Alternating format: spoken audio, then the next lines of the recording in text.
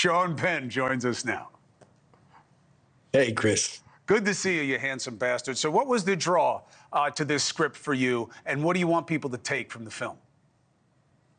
It's one of the things is that it's this older man and younger woman talking about the sexual politics between men and women in ways that I make the joke that when I read this script written by and directed by a woman, produced by women, I could get away with saying the things in it, say it wasn't me,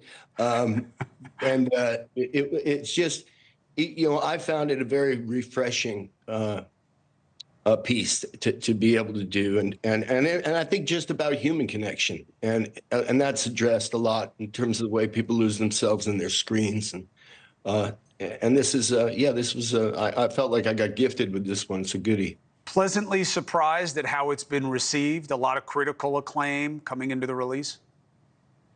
I only hear a little bit here and there about that kind of stuff. I pretty much live in my wood shop, so. Well, it's getting it, so you should feel good about it, because, films that seem to touch people these days and resonate are rare unless they're just stoking outrage. In terms of the state of play, as you see it in Hollywood, I was reading somewhere that you were talking about Milk. Harvey Milk, Sean won the Oscar for it. Amazing portrayal that really gives you a sense of a period as well as a person. And that you were talking about how, since Milk, you've felt differently about acting, and you're not even sure if you'd be allowed to play Milk today. What does that mean?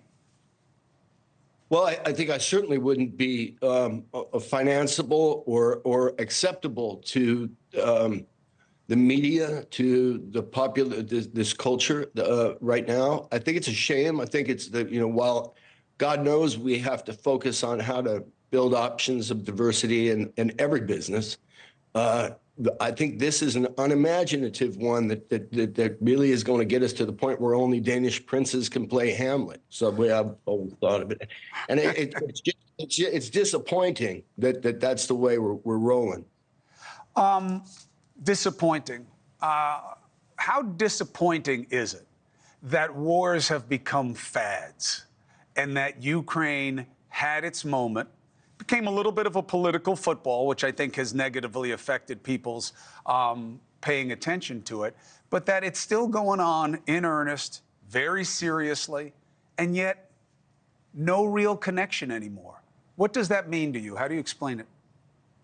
I think any of us, and I include myself in this, that have any kind of public forum on this, have to get better at telling the story about where this is going to take us in terms of the future of our economy, not to mention our principles, our history, our democracy. This is, not only war has become normalized, but hatred and divisiveness have become normalized. And I think about this every day, that it's, and I feel like I've been a participant in that a lot of times, in the divisiveness and in inflaming things. And so now I'm just recognizing better that we've all got a role in this. Ukraine is the symbol of unity, that we really, selfishly, we should connect, support, and get that killing and destruction of infrastructure done. I got to tell you, we need people with clear eyes and pure heart.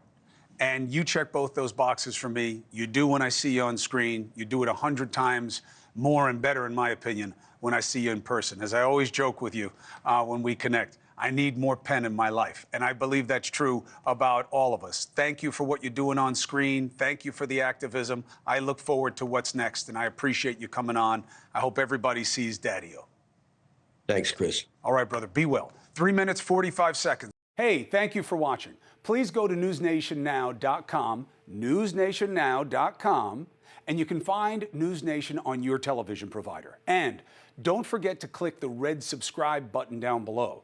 Then you will get more of NewsNation's fact-driven coverage.